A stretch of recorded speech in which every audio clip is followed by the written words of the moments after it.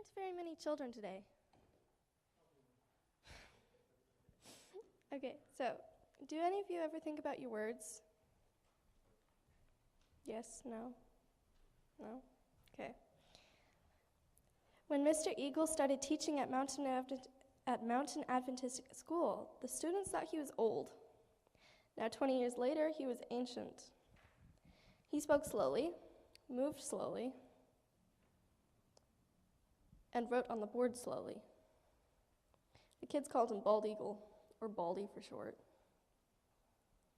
Tim and his family had just arrived out of state, and he was nervous about attending a new school. But Tim was bright, made friends easily, and quickly began enjoying school, except for Bald Eagle. The man was big-time boring. On and on he droned about the most uninteresting subjects. It was almost as if he was talking to himself. The worst thing about Mr. Eagle was the way he embarrassed other kids in front of the whole class. "How's your schoolwork coming along?" Mr. Eagle asked him one day in the playground. Tim said he was doing fine. "Do you find my class difficult?" The man continued. "Not really," Tim replied. "Actually, it's one of the easiest classes I've taken. That means I don't have to spend very much time studying," he said, beaming. Seeing the disapproving look in Mr. Eagle's eyes, Tim regretted the words he had just spoken. The next day in class, Mr. Eagle was babbling on about some boring aspect of history. Suddenly, he stopped mid-sentence. Very slowly, he set down his piece of chalk. Looking straight at Tim, he said, "Mr. Anderson, will you please stand?" Tim stood, his face growing red. The whole class was watching. "Were you talking while I was talking, Mr. Anderson?" Yes, sir." "Do you know that it's rude to talk while I'm teaching?" "Yes, sir. I'm sorry, sir." "Would you like to teach the class?" No, sir." "Do you have something to say to the class?" "No, sir." "Well, for someone who has nothing to say, you're certainly doing a lot of talking in my class." Tim looked down at the floor, but Mr. Eagle wasn't finished. Looking at the class, he said, "This is the young man who thinks he knows so much that he doesn't have to spend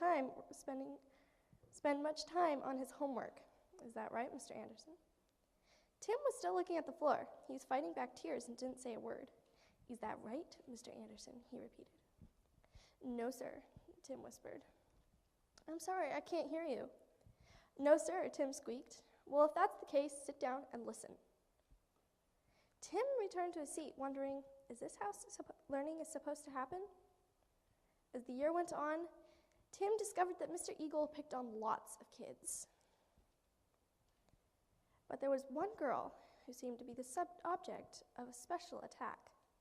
If Susan was talking in class or making a noise, Mr. Eagle would stop what he was doing, pausing for dramatic effect. He would make sure that he had everybody's attention. Then he would pronounce, in a weird, sarcastic, monotone voice, "Play on, Madam Clary. Play on. You'll never amount to anything in life, Madam Clary. Just play on.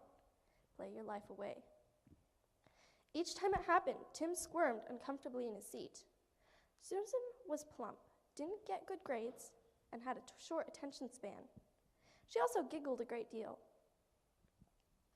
She tended to dress in an unkempt fashion, and her hair often fell untidily about her face. It seemed to happen every day. Mr. Eagle would be talking about the causes of World War I or the habits of bugs on the bottom of the ponds or some other yawner. Then suddenly there would be a giggle from the back of the room. Sure enough, it was Susan, failing to cover her giggles with her hand.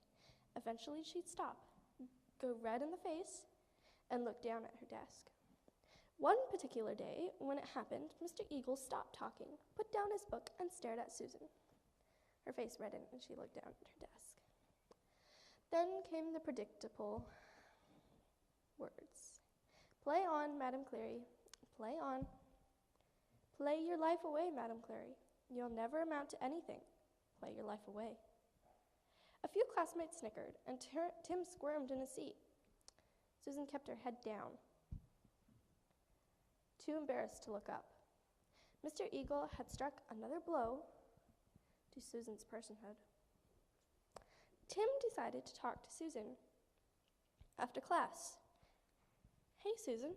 "Oh, hi, Tom." "Sorry about class today," he said. "It doesn't really bother me," she said. "I'm used to it."